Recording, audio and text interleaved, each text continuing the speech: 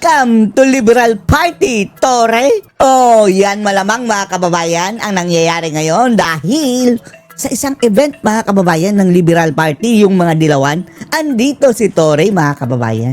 Ay nako, Diyos ko Lord! Kumpleto na ang mga reject mga kababayan.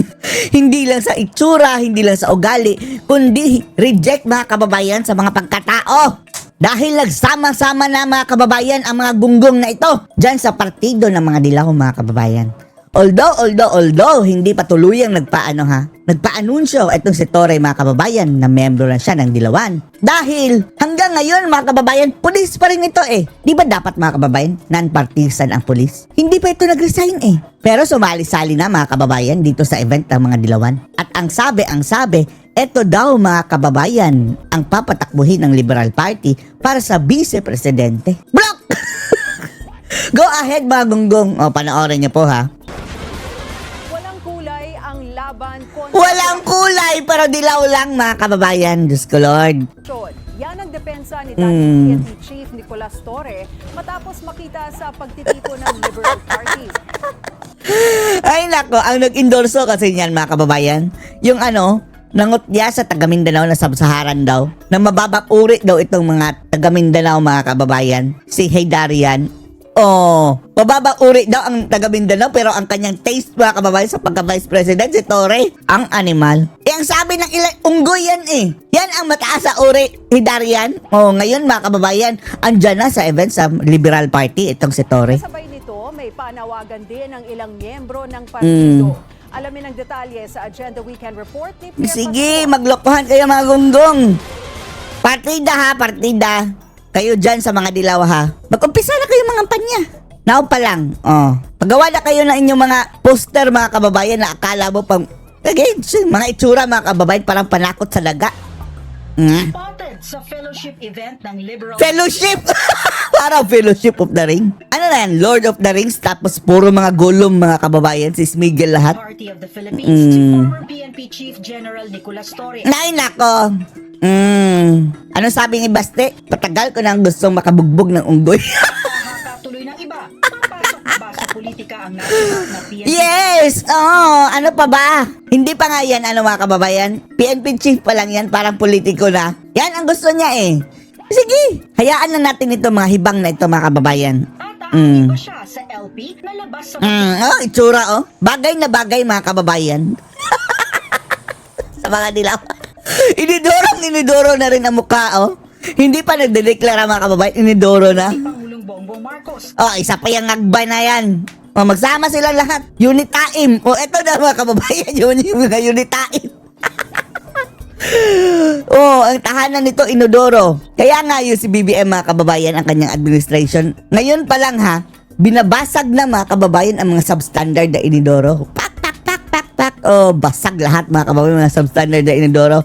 Nang sa gayon, sa 2028 mga kababayan, wala lang substandard na Inodoro mga kababayan. Pagbaba ni Bangag dahil yun ang kanilang tirahan eh. Paano kung lilindol, baka mabasag ang Inodoro mga kababayan. Dapat walang substandard. Ni Pangulong Bongbong Marcos. Bangag, Malapit na aliado ni Torre. Ni Torre hindi naman siya dumalo para maging miyembro ng LP. Kasi hindi pa pwede mga kababayan dahil hindi pa nag-retire. Sumasahod pa rin yan mga kababayan, animal na yan eh. Alam nyo, gastos pa rin ng sambayan ng Pilipino kahit walang trabaho yan mga kababayan. Magkano sahod yan? Pero para sa isa nilang paninindigan laban sa katiwalian. Saya lang sa pera. I think the fight against corruption. I think the monkey in the jungle is the... Naku Lord.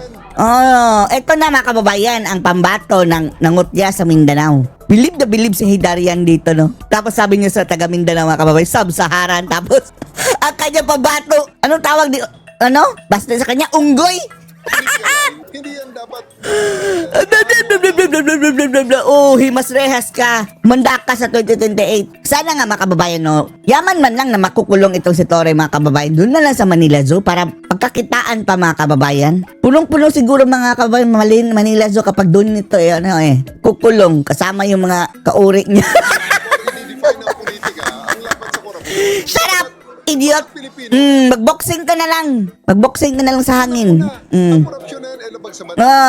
Unang-una, magkano ng tinanggap mo doon sa mga mission mo kay Bangag mga kababayan? Anong accomplishment nito mga kababayan? Dinakip si Kibuloy, dinakip si PRRD. And then what? Para ba yan sa Pilipino? Hindi. Para sa politika, mga kababayan. Kaya, nung nakaupo pa lang ito, politisya na ito. Sa tingin nyo, walang ganun yun, mga kababayan, reward sa ginawa nitong si Turimao? At iisang saligang batas natin mga Pilipino. Kurakot ka din, Turimao, tandaan mo. Paimbestigahan ito, mga kababayan, thoroughly. Hindi man ngayon, pero pagdating kay Sara, di ba, alam natin, mga kababayan. Malamang sa malamang, mga kababayan, ang daming na benepisyo nito. Ano man ang paniniwala mo, iisa ang ating hangarin dito. Oh, iisain yung mga hangarin, mga gunggong kayo. Walang mahirap. Ang Wapo, walang kurap, walang mahirap. As if naman, no, ang lilinis ng mga animal na to, mga kababayan, no. tipo ng Liberal Party ay para manawagan Ayan, oh. Mga dating mga panot, mga panot din, oh.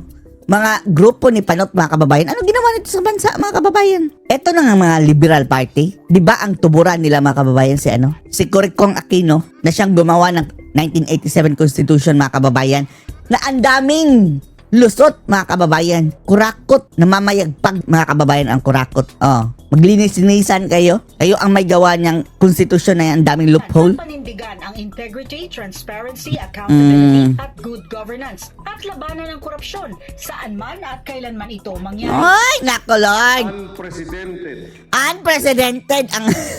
Ay, nako. Oh, nagsama-sama na sila, mga kababayan. Kung si Tore ang tawag ni Baste Unggoy. Ito naman, mga kababayan, tawag ng mga netizens, Batsing. Tapos may saging pa, mga kababayan, na ang tawag ay Dilima. Saba. Diyos ko, Lord, sama-sama na. O, pailing-iling pa, oh.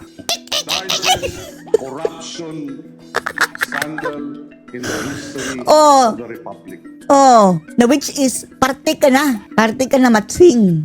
Paano natin nasabing parte? Lahat ng Liberal Party, mga kababayan, Hontiveros, Bam Aquino, tsaka Matsing, andun na sa majority ng Senado, mga kababayan. Ibig sabihin ng majority, kasama sila sa administrasyon. Oh, mga goals and aims sa administration supported ng majority. Kasama ka na, andun ka pa nga sa Palasyo Malacanang. Nagpa-picture, mga kababayan, kay Kukak at saka kay Bangag, mga kababayan. Ayun sila ni Sharon Cuneta. Kating-kating, mga kababayan, pa-picture tayo, President! At Mrs. President and Mr. First Gentleman. Kasama na siya dun, mga kababayan. Tapos, ngayon, nag-bash-bash daw, kunwari. Tapos, sama-samang babangag muli. Pating! Oh, trillion! Mahiyan naman kayo. Massive, Wow. unconscionable, Tapos, bakit hindi ka pa rin nagsisigaw-sigaw dyan na Marcos resign? unacceptable. Unacceptable! Ano ang ituturo natin sa ating mga anak? Kumain ng dahon ng saging? Yan ba? Kumain sa takip ng kaldero? Magwaw dagat? Yan ba ituturo natin? Hindi. Ang sistema. Uy, shut up, Matsing. Shut up. Matagal ka na dyan. As if naman, mga kababayan, ang linis ng animal na to. Na ang Lord. nagkasalang nasa pwesto, hindi mapaparusahan. Ikaw, Voluntaryong ipinakita Lord. ni Senator Kiko Pangilinan wag niyong pagtabihin, ha? Wag niyong pagtabihin si Tore at saka si Kiko Matsing, mga kababayan. Baka parang maging pagkaamalan kayong nasa pet show dyan. mamamayang Ay, ayan na ang saging, mga kababayan. Speaking of dalawang Matsing. Ayan ang saging, oh. Laila de Lima ang Ang taba na ng saging, mga kababayan. Statements of Assets, Liabilities and Net Worth o SALN para raw mahirap ang Tingnan niyo, mga kababayan, oh. Si Saba, mga kababayan, pag ganyan-ganyan, no? Ganyan-ganyan. Tulad lang din ni Abante, mga kababayan. pangkawani ng pamahalaan na gawin din ito. Ayon pa kay Representative De Lima, magkusa na sana at huwag na maghintay na may mag-request pa para ipakita ang kanilang statements. Hoy, Saba, ulul. Yang SALN, mga kababayan, walang kwenta yan, mga kababayan, eh. Dahil, sino bang bulok, mga kababayan, yung mga nakaw mong pera, ilalagay mo sa iyong bank account na pangalan mo? Mahuhuli ka niyan! Ungas! Kung mayroon silang pera, mga kababayan, cash yan. Nakalagay yan sa vault. Room vault pa nga sinasabi, mga kababayan. O di ba kaya andun, mga kababayan, sa mga crypto o mga accounts, mga kababayan, na hindi sa kanilang pangalan, sa kanilang trusted na mga people. Wag na kayong lokohin dyan, Saba. Kahit pa magpakita kayo dyan. Pakita mo na lang yung video mo para masuka mga tao. Sa FOI bill na isinusulong niya, kabilang ang probisyon ng mandatory disclosure of SALN. Hopefully, yung iba ay sumunod na rin. Bakit palaging may scarf si Saba, mga kababayan? Tanggalin nyo. Anong kulay ng leeg nito dito sa likod, mga kababayan? Ba't ka tinatabunan? Dati na rin na-announce ata Oh. ng speaker na talaga naman yun ang Pwede mayroong humablot dyan sa kanyang scarf na makita natin yung kanyang, mga kababayan. Leeg. policy. Nagkaroon din ng ceremonial oath-taking na mga Oh. bilang mga bagong miyembro ng Huwag kang magkamali, Tore, na mag-outtaking dyan. Dahil active ka pa, ha? Sumasahod pa yun si Tore, mga kababayan. Liberal Party of the Oh. Philippines. Pinamunuan ni LP President Congressman Ayan na, inidoro, mga kababayan. Tingnan nyo ang mga naghaharing-uri ngayon, mga kababayan, Mga inidoro. Renzo Erin Tanyada ang pagtitipon. Oh. Dinaluhan ng ilang kongresista, mga dating mambabatas at ilang local government officials. Namataan din si Ayan, parang nag-hands up na, mga kababayan, Atat na atat ang mga inidoro. Defense Chief Delphine Lorenzana. Panot din. Sa agenda weekend, Ayan, Pierre Pastor, Billionaire News. Ayun si Tori, laking ng ngipin, mga kababayan, Welcome to the Yellow Party. Ayan. Bagay sila ni Saba, mga kababayan. Saba. Bagay kayo, di ba? Ano nga ba tawag ni Basta sa kanya? Si, Tori Unggoy, tapos saging. Pwede. Kakainin ka ng buo ni Tori Saba. Tapos ang itsura ni Saba, parang yun sa picture. Parang na, mga kababayan, natira. Mukhang matatapyasan na naman Animal! ng DPWH. Ay. Sa muli kasing pagsusuri Tapyasan ng ninyo, ahensya, ano naman to? natuklasan daw nila na hindi lang flood control projects ang tila may anomalya. Ang dami, lahat lang may anomalya yan. Lahat yan may anomalya. Overpriced ang presyo. Ang Lahat ng proyekto overpriced. utos ng Pangulo, ibaba ito. Bago tumuloy Utos sa Pangulo, ibaba ito. patungong Malaysia, ilang Ayan, wag niyo pabalikin sa inyo na yan. Malaysia. I-keep nyo yan sa bangag sa inyo na. direktiba ang iniwan ng PBBM sa DPWH at iba pang ahensya ng gobyerno. Ibaba ang presyo ng overpriced materials ng mga proyekto at tiyaking may napupuntahan ang buwis ng mga Pilipino. Ay, nako, mga kabangagan na naman, mga kababayan ko. Ano-ano namang mga drama. Ito sinangag ba, mga kababayan, Puro lang mga announcement, mga kababayan. Gawin nyo. Ngayon, mga kababayan, yung kanilang paglaban na sa corruption, wala pa nakukulong. Narito ang Agenda Weekend Report ni Ivy Wala pa Reyes. nakakasuhan. Ipinag-utos ni President Bongbong Marcos na ibaba Oh. lahat ng presyo ng materyales ng Naglalakbay na naman, mga kababayan, for your information, ha, si Apo Lakay. Apo Lakbay. public projects. Napag-alaman daw kasi ng DPWH na overpriced ang karamihan sa mga ito. Kaya pumapalo ng milyong-milyong piso ang project cost. Ngayon pa lang nila nalaman, mga kababayan, overpriced. In order to ensure that the costs of DPWH will reflect the costs of the market, to ensure that the people's Ay, nako, Ito ang expertise itong nagbang ito, mga kababayan. Yung mag-speech siya dahil yan na ang trabaho niya, mag-memorize ng speech, mga kababayan. Mambudol, Sa kanya, grabe, ang ganda na ng kanyang mga performance. Scholar. spent. Oh. I have directed the Mga empty words. down the cost of materials by as much as 50%, 50% off. which will result in savings in the capital. Gawin mo na, ngag. Puro anunsyo. Of at least So, Lord. 30 to 45 billion pesos. This is money that we can use for services such as health, Ayuda. education, and food that our people desperately need. Pabor dito si DPWH Secretary Vince Dizon. I think kailangan na talaga nating seryosohin. No, itong Bakit for the past 3 years? Wala pala. Laro-laro lang, ha? Busog na sila for the past 3 years, mga kababayan. Yan ang taktika, mga kababayan, Mangurakot ng 3 years, tapos magmalinis ng 3 years. Para nang sa gayon, mga kababayan. Bababa sila na makakalimutan na yung corruption na ginawa nila for the past 3 years. What a shame. Yan ang kanyang mga taktika. Hindi nyo na matatabunan, mga bangag. bago at reforma sa DPWH. And I think itong directive ng ating Pangulo na ibaba ng Kagaya lang din yan, mga kababayan, ang sabi na dati, ibaba ang presyo ng bigas, Isko Lord. Pwede bang utusan yan? materials up to 50%.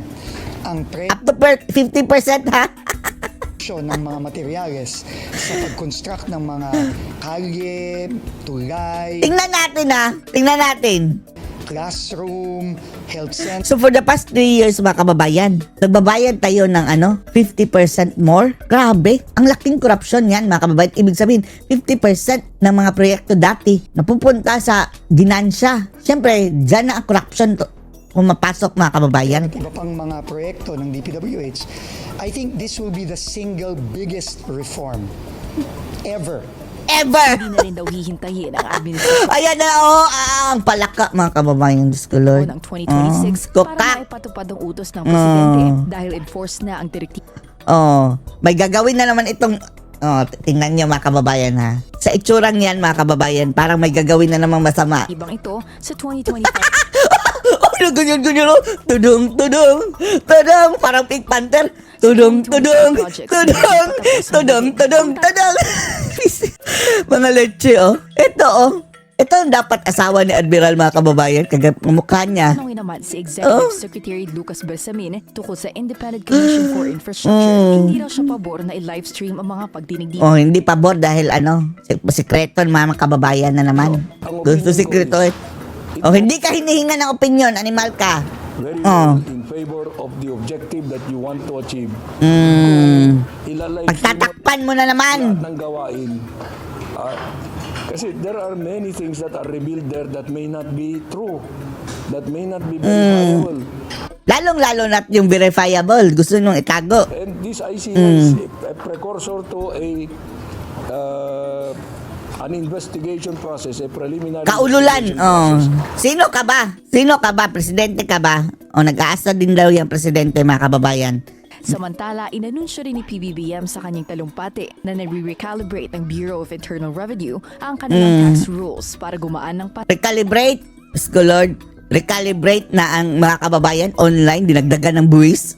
Animal. ng mga manggagawa na kapag Anong ginagawa ni Admiral mga kababayan? Tingnan nyo, ng pasanin ng mga manggagawa. Sayo mga kababayan. Parang up, down, Para gumaan ng pasanin ng mga manggagawa. Animal to si Admiral mga kababayan. Ng mga The Lord. manggagawa. Nakapagpasa na raw ng proposal ng BIR at Department of Finance para magkaroon ng ceiling and tax-exempted de minimis benefits o yung non-taxable compensation. Uy, tanggalin nyo na ng VAT.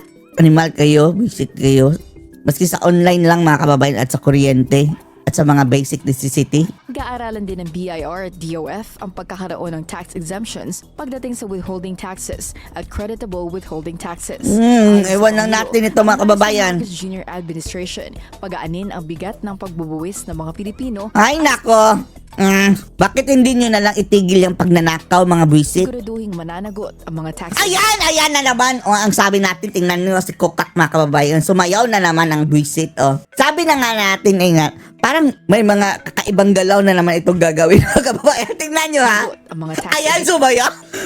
Tralala ba ito mga kababayan?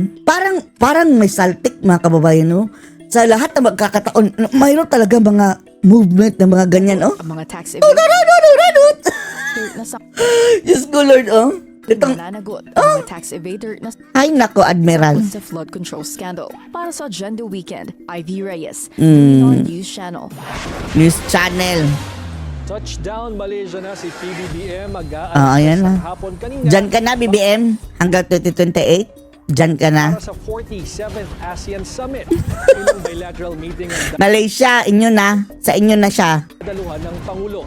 Narito ang Agenda Weekend Report ni Lyja Bonzo live mula sa Kuala Lumpur, Malaysia. Lyja, anong balita dyan? George, lumapag na dito sa Malaysia si Pangulong Ferdinand Marcos Jr. bandang 2:50 ng hapon para sa gaganaping Uy, inyo na yan. ASEAN Summit mula Bukas hanggang Martes. I will join fellow ASEAN leaders in reaffirming our Panghihikayat na naman siguro ng mga investors, mga kababayan. Mr. Lord. commitment to ASEAN centrality as we navigate pressing regional and global challenges, including developments in Sayalak kayo sa gasolina, the nagba. South China Sea, situation in Myanmar, threats to regional peace and maritime security. Wala kaming paki dyan. Sa pagdalo ng Pilipinas sa naturang summit, umaasa si Pangulong Marcos na Oh, ayan na naman si Admiral mga kababayan. Oh, parang nagkiti-kiti oh. na mas mapagtitibay nito Ano ba to mga kababayan? Parang lukaret ba yan si ano? regional cooperation ng bansa. Hindi nagbigay ng impormasyon ang Department of Foreign Affairs sa mga bilateral meetings na dadaluhan ng Pangulo. Ngunit inaasahan daw itong dadalo sa iba't ibang pagpupulong. Kabilang ang 5th Regional Comprehensive Economic Partnership Leader Summit, 15th ASEAN-UN Summit at sa 28th ASEAN-China Summit. Isa sa makasaysayang magaganap dito ay ang deklarasyon sa pagtanggap sa Timor-Leste bilang ika-11 miyembro ng ASEAN. Higit pa rito, inaabangan din ang pagtanggap ng Pilipinas sa chairmanship ng ASEAN Summit para sa susunod na taon. Kikilalanin ito bilang ika-5 chairmanship ng bansa. Habang wala ang Pangulo sa Pilipinas, assigned naman bilang government caretakers sina Executive Secretary Lucas Bersamin, Education Secretary Sonny Angara at Agrarian Reform Secretary Conrado Estrella III. Sila ang nagiging custodian mga kababayan sa halip si VP Sara. Sige! Uy, Angara, i-follow up mo na lang yung 22 na classroom lang ang nagawa. Lubong si Marcos sa Bunga Raya VIP Complex ni na Philippine Ambassador to Kuala Lumpur Maria Angela Ponce, Vice Consul Christoph Ocampo, Defense and Armed Forces Attaché Colonel Michael Lugtu kasama ang ilang miyembro ng Malaysian government. George, kinumpirma rin ng White House na dadalo sa ASEAN Summit si US President Donald Trump para magkaroon ng bilateral meetings with Malaysia. Trump, pagalitan mo yan si Ngakba dyan. At para matunghayan ang ceasefire signing ceremony ng Cambodia at Thailand. George. Ay na, ano masasabi dito mga kababayan? Post the comments below.